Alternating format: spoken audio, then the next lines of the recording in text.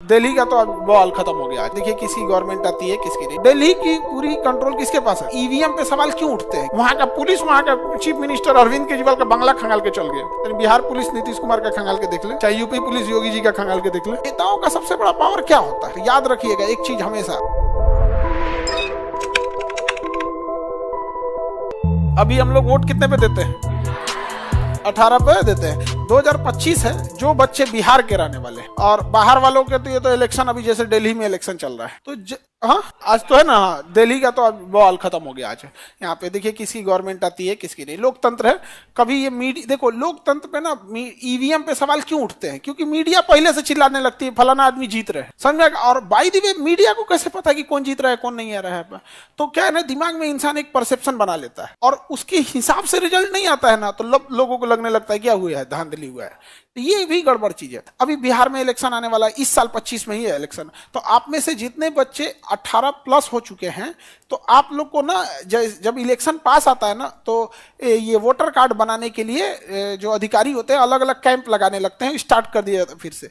तो याद से अपना अपना वोटर कार्ड बना लीजिएगा। आप वोट डालिए मत डालिए, मतलब आपको वोट डालना है, भले आप नोटा दबा दीजिए लेकिन वोट डालिए।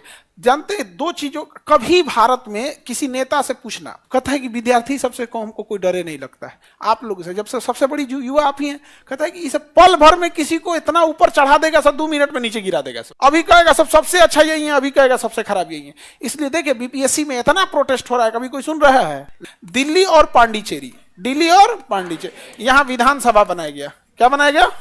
दिल्ली और पांडिचेरी में विधानसभा बनाया गया और राष्ट्रीय राजधानी क्षेत्र बनाया गया, एनसीआर जिसे बोला जाता है, NCR, national capital region, national capital region.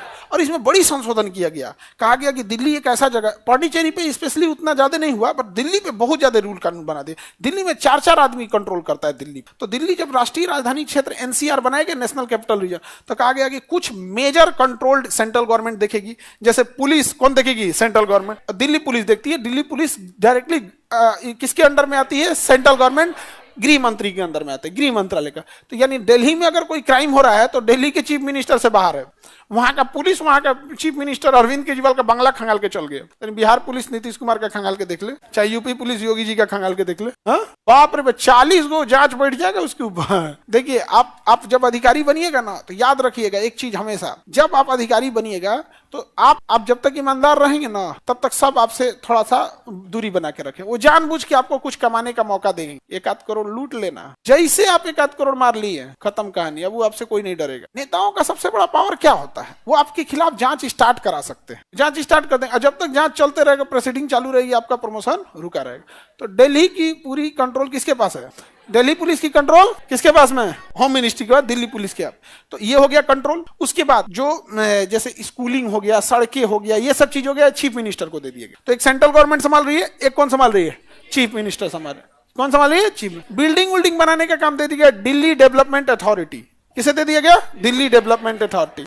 तो एक हो गया सेंट्रल गवर्नमेंट और एक वहां का चीफ मिनिस्टर। उसके बाद दिल्ली डेवलपमेंट अथॉरिटी, डीडीए। बहुत बड़े सोसाइटी, फ्लैट, ये सब कौन संभाल रहा है? डीडीए संभाल रहे हैं। वहां पे समझ में आ गया कि नहीं गया? कौन संभाल रहा है? डीडीए। तो समझ में नहीं आता कि ये फ्लैट किसका? तो डीडीए का है, दिल्ली डेवलपमेंट अथॉरिटी का। तो ये सेंट्रल गवर्नमेंट का है, तो ये कभी क्या लगेगा? स्टेट गवर्नमेंट का। सबका अलग अलग है। वहां पे बहुत झमेला है दिल्ली में। तो ये दिल्ली को इस तरह से बनाया गया था।